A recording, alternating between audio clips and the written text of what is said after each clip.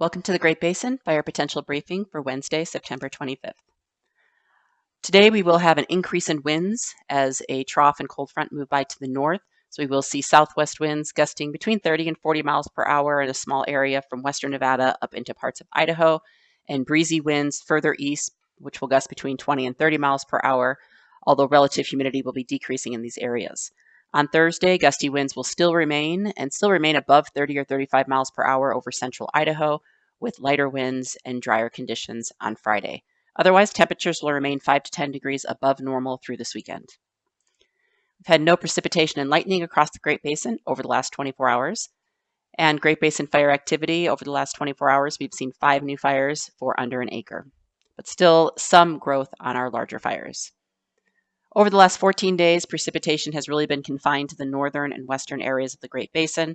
In those areas, the precipitation has been well above normal for the time of year. Otherwise, well below normal precipitation, if any precipitation at all, over southern and eastern areas of the Great Basin. Our ERC percentiles, due to our recent moisture and cold fronts that moved through over the last couple of weeks, ERCs dropped to below the 50th percentile in many areas of the northern and western half of the Great Basin. However, all ERCs will gradually increase over the next 5 to 6 days with drier and warmer weather, and some areas of our southern areas of the Great Basin are above the 70th or 80th percentile. A look at some of our ERC charts. Up north in Idaho, where we still have our large fires, you can see the dramatic increase in ERCs expected over the next 7 days. Currently, ERCs are sitting just below normal, but will be on the rise. Similar conditions along the Sierra front, which is where we'll have those winds today. ERCs are right around normal, but will be trending upwards over the next 7 days.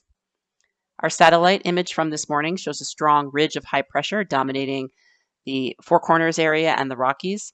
You can see the trough of low pressure moving into the west coast. This will be our wind maker today with those gusty southwest winds. But right now, any moisture looks to remain to our west and north. Otherwise, you can see Hurricane Helene here down in the southern Gulf of Mexico, which will be moving northeast towards Florida. Otherwise, the smoke forecast, just minimal smoke. We will see some of our fires in Idaho pick up during the afternoons the next couple of days with the warmer temperatures, drier conditions, and the increase in winds. So our weather pattern for later today, you can see that dryness in place and those gusty southwest winds.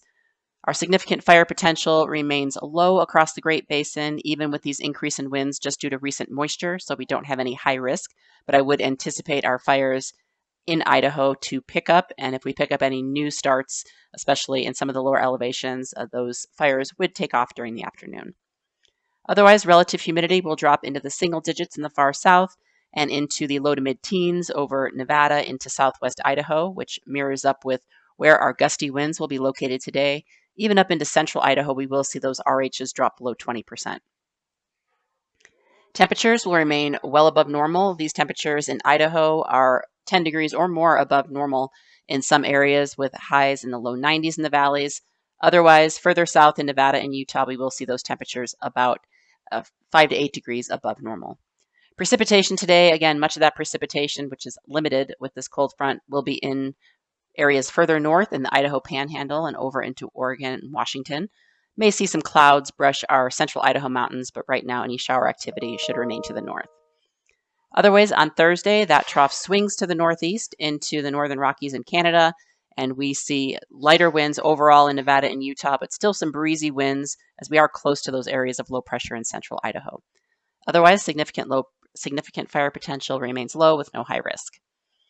And you can see on Thursday, still low RHs across Nevada and Utah. And up into Idaho, we'll see a slight uptick in RH in central Idaho near our large fires as that front pushes in with a little bit of cooling in temperatures, but RH is generally staying above 20%, but you can still see those breezy southwest winds gusting between 30 and 35 miles per hour. So temperatures will drop about 8 to 10 degrees or so up in Idaho on Thursday as that front moves through, but temperatures will quickly rebound later in the week. And we could even see a few showers early on Thursday in central Idaho. Probably much of that will be north of our large fire activity, but certainly could see some clouds and higher RHs. Otherwise, on Friday, the ridge builds over the Four Corners area into the basin, so we will see a return of warmer weather up north and lighter winds overall with dry conditions. So you can see our significant fire potential, a little bit of moderate risk down there in the southern areas.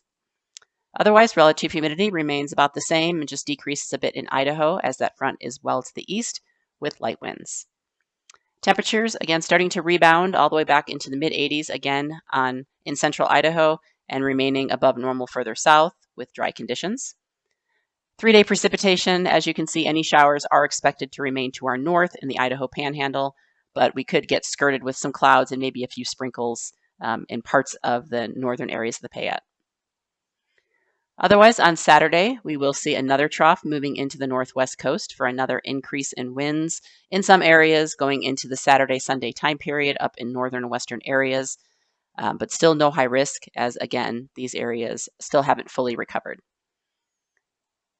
Going into Monday, we will see lighter winds, still dry conditions and warm temperatures with that ridge in place, and this will continue on Tuesday. Otherwise, our 7-day total precipitation, we could have some really light spits of moisture or isolated thunderstorms as these troughs move in going into the weekend or next week, but really nothing noteworthy with respect to precipitation. Otherwise, the 8 to 14-day outlook taking us into the first week of October shows generally warmer and drier conditions overall. We will have some opportunities for moisture again towards the middle of next week, but still expecting generally below normal with respect to precipitation. That concludes our webcast for today. Check back tomorrow for the latest updates.